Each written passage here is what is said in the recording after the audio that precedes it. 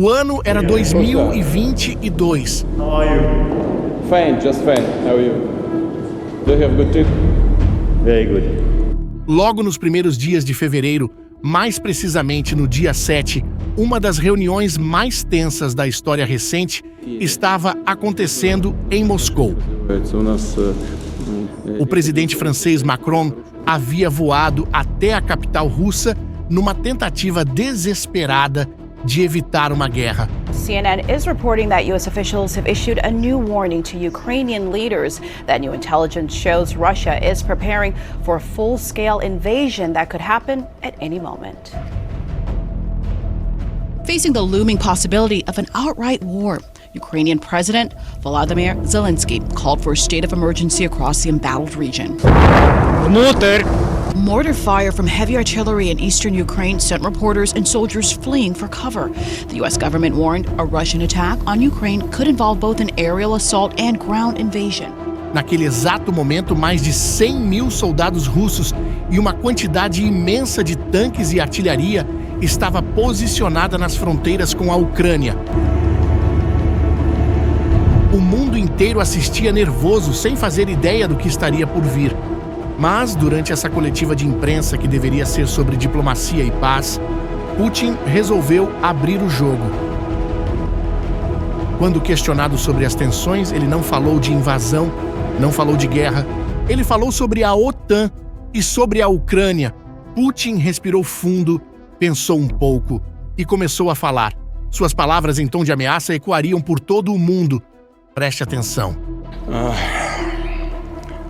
Я хочу еще раз все-таки подчеркнуть это. Я говорил, но мне очень бы хотелось, чтобы вы меня услышали все-таки в конце концов. И донесли это до своих читателей, зрителей и пользователей в интернете. Но вы понимаете или нет, что если Украина будет в НАТО и военным путем будет возвращать себе Крым, европейские страны автоматически будут втянуты в военный конфликт с Россией. Конечно, потенциал объединенной организации НАТО и России несопоставим. Мы понимаем. Но мы также и понимаем, что Россия одна из ведущих ядерных держав, а по некоторым компонентам по современности даже многих опережает. Победителей не будет. E aquelas palavras de Putin em fevereiro de 2022 não eram blefe.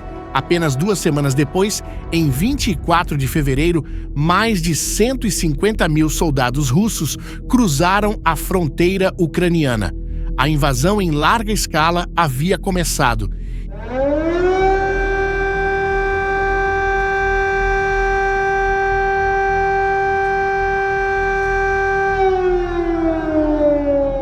E uma das principais justificativas de Putin era exatamente aquela que ele havia mencionado na coletiva com Macron, a possível entrada da Ucrânia na OTAN. Mas agora, 3 anos depois, em 2025, algo extraordinário aconteceu. No dia 2 de junho, líderes de países europeus se reuniram em Vilnius, na Lituânia, para uma cúpula histórica. E desta vez, a mensagem foi completamente diferente. O secretário-geral da OTAN, Mark Rutte, foi categórico. Existe caminho irreversível para a Ucrânia entrar na OTAN. The decision in Washington to present to the Ukrainians an irreversible path of Ukraine into NATO still stands today. There is no change. Esta não é a primeira vez que a OTAN faz uma promessa à Ucrânia. Lá em 2008, na cúpula de Bucareste, os líderes da aliança já haviam declarado que a Ucrânia se tornaria membro, mas aquela foi apenas uma promessa vaga, sem nenhum mecanismo concreto para torná-la realidade. 17 anos se passaram e a Ucrânia continuou esperando. Desta vez é diferente, completamente diferente. A OTAN não está apenas fazendo promessas, está construindo pontes reais. E essas pontes já estão funcionando. A primeira grande mudança foi a liberação da Ucrânia do chamado Plano de Ação para Adesão, conhecido pela sigla MAP. Este é normalmente um processo que leva anos, onde países candidatos precisam passar por uma série de reformas e avaliações antes de serem considerados para adesão. A Ucrânia foi dispensada disso. Mas o mais impressionante são os mecanismos que já estão operando. Em Wiesbaden, na Alemanha, funciona o NSATU, uma espécie de escola militar da OTAN dedicada exclusivamente a treinar forças ucranianas e coordenar o fornecimento de equipamentos. É como se a Ucrânia já fosse um membro em treinamento. Dezenas de milhares de soldados ucranianos já passaram por esse programa, sendo transformados para os padrões da OTAN. Os ucranianos estão aprendendo a operar com equipamentos ocidentais, a usar táticas da aliança, a se comunicar nos protocolos da OTAN. Na Polônia, foi inaugurado o JATEC, um centro conjunto que coleta e analisa todas as lições aprendidas da guerra em tempo real. Imagine só, a OTAN está aprendendo com a experiência de combate ucraniana contra as forças russas, algo que nenhum outro país da aliança possui atualmente. Tudo que os ucranianos aprendem no campo de batalha é imediatamente analisado e incorporado aos manuais e doutrinas da aliança. É como se a OTAN estivesse se preparando para um conflito futuro usando a experiência ucraniana. E o dinheiro está na mesa. A OTAN prometeu uma base mínima de 40 bilhões de euros anuais para apoiar a Ucrânia, e os países membros já contribuíram com mais de 950 milhões de euros apenas para modernizar as forças armadas ucranianas. Não são mais promessas vazias, são investimentos concretos. Mas nem todos os membros da OTAN estão na mesma página. E aqui é onde a história fica interessante, porque revela as tensões internas da aliança mais poderosa do mundo. Os Estados Unidos, sob a administração Trump, parecem ter uma posição bem diferente do que vínhamos vendo antes. Fontes indicam que os americanos podem estar vendo a adesão da Ucrânia à OTAN como algo que não está na mesa nas negociações de paz. O enviado especial americano chegou a declarar que a OTAN não está em discussão no momento. A Alemanha mantém sua tradicional cautela. O chanceler alemão não vê a adesão à OTAN como uma opção na situação atual, preocupado principalmente com uma possível escalada do conflito. Os alemães preferem apoiar a Ucrânia militarmente, mas sem dar passos que possam provocar uma reação ainda mais violenta da Rússia. Já a França tem uma abordagem bem mais criativa. O presidente Macron não só promete garantias de segurança robustas para a Ucrânia, como também propôs algo revolucionário: uma adesão automática à OTAN caso a Rússia viole qualquer futuro cessar-fogo. É uma forma de usar a própria adesão como elemento dissuasório. O Reino Unido mantém uma posição firme de apoio total ao caminho ucraniano para a OTAN. Os britânicos veem isso como uma questão de quando vai acontecer, ao invés de se vai acontecer. Mas são os países do leste europeu que mais pressionam por uma adesão rápida. Polônia e Estados Bálticos veem a segurança da Ucrânia como fundamental para a sua própria segurança. Para eles, cada dia que a Ucrânia fica fora da OTAN é um dia de risco aumentado. Enquanto isso, do outro lado, Putin continua vendo a possível adesão da Ucrânia como uma ameaça existencial. Mas será que esse receio de Putin é realmente sobre bases militares da OTAN nas fronteiras russas? Muitos analistas acreditam que não. A verdade é que Putin não demonstrou a mesma preocupação quando a Finlândia e a Suécia aderiram à OTAN. Esses dois países praticamente dobraram a fronteira da Rússia com a aliança, mas a reação russa foi bem mais contida. Por que a Ucrânia é diferente? A resposta pode estar no que a Ucrânia representa para Putin. Uma Ucrânia democrática, próspera e integrada ao Ocidente seria um modelo alternativo para o próprio povo russo. Seria a prova viva de que ex-repúblicas soviéticas podem prosperar fora da órbita russa. E isso, para Putin, é inaceitável. O líder russo sempre falou da Ucrânia como terras historicamente russas, negando a legitimidade da soberania ucraniana.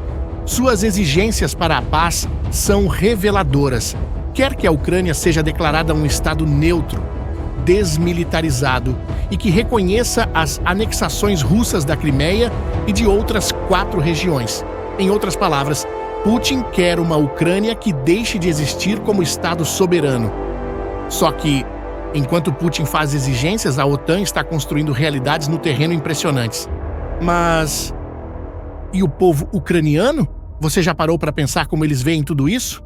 Bem, eu posso te dizer que a transformação da opinião pública na Ucrânia é uma das histórias mais impressionantes deste conflito.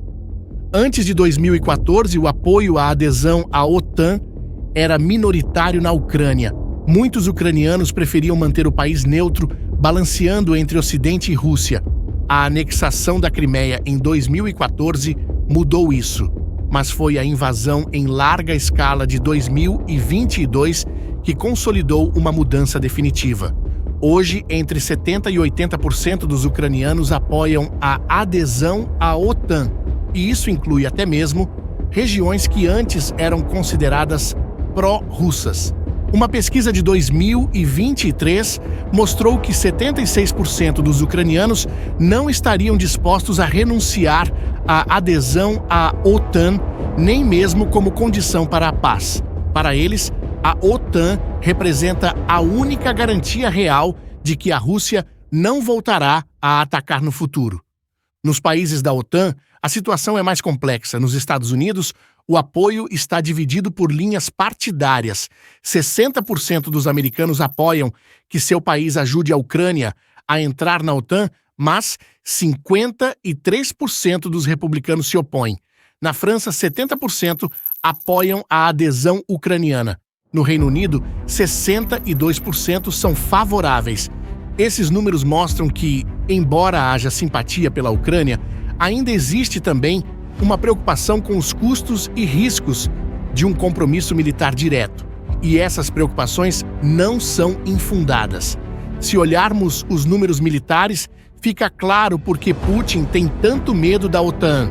A aliança possui mais de 3,4 milhões de soldados ativos, enquanto a Rússia planeja expandir seu exército para no máximo 1,5 milhão. Nos céus, a OTAN tem mais de 22 mil aeronaves contra pouco mais de 4 mil da Rússia. No mar, são mais de 1.100 navios militares contra 419 da Rússia. A OTAN tem 16 porta-aviões, a Rússia tem apenas um. A aliança possui mais de 11 mil tanques de batalha, a Rússia tem cerca de 5.750. Em praticamente qualquer campo de combate convencional, a OTAN dominaria completamente. Mas a Ucrânia traria algo único para a aliança: experiência real de combate contra forças russas. Nenhum outro país da OTAN possui soldados que lutaram contra o exército russo moderno.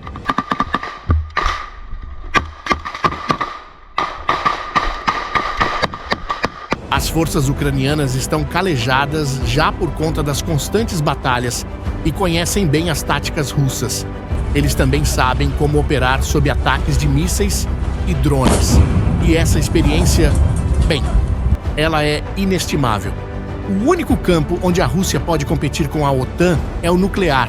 A aliança possui cerca de 5.177 ogivas nucleares, distribuídas entre Estados Unidos, Reino Unido e França. A Rússia tem aproximadamente 5.459 ogivas. É basicamente um empate nuclear, e é por isso que ninguém quer chegar a esse ponto. Mas aqui chegamos ao paradoxo central de toda essa história. A adesão da Ucrânia à OTAN tem como objetivo dissuadir futuras agressões russas, ou seja, evitar guerras, mas o próprio processo de adesão pode provocar uma escalada, justamente para impedir que ela aconteça. É um dilema complicado.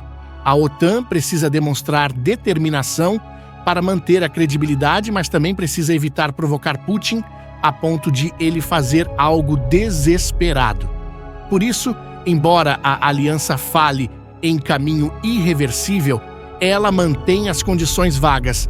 Um convite será estendido quando os aliados concordarem e as condições forem cumpridas. E essas condições não são apenas relacionadas a reformas internas na Ucrânia. Dependem principalmente do fim da guerra e do consenso político entre todos os 32 membros da OTAN. E com os Estados Unidos possivelmente mudando de posição, esse consenso ainda não está garantido. A realidade é que a Ucrânia pode ficar por anos neste estado de integração profunda, sem fazer uma adesão formal. Mas ela já está se tornando membro da OTAN na prática, através dos treinamentos, equipamentos e doutrinas. Ainda assim, o mais importante ficará faltando: a proteção do artigo 5, a garantia de que um ataque à Ucrânia seria considerado um ataque a toda a aliança. Essa proteção ainda pode demorar para chegar. O caminho pode ser irreversível, como bem disse Mark Rutte, mas ainda não sabemos exatamente onde nem quando ele chegará ao seu destino final. O que sabemos é que, 3 anos depois daquelas palavras ameaçadoras de Putin em Moscou, a Ucrânia está mais próxima da OTAN do que jamais esteve. E isso, por si só, já representa um cenário que Putin certamente não esperava ver acontecer, quando decidiu invadir em fevereiro de 2022. Agora eu quero saber a sua opinião. Você acha que Putin tem medo mesmo das bases militares da OTAN na fronteira da Rússia? Ou o que ele realmente teme é uma Ucrânia democrática e próspera que possa inspirar o próprio povo russo?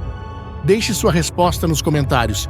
Se você gostou deste vídeo e quer continuar acompanhando as principais notícias sobre a guerra na Ucrânia e outros eventos geopolíticos importantes, não esqueça de se inscrever no canal e ativar o sininho para não perder nenhuma atualização. Muito obrigado por assistir e até o próximo vídeo.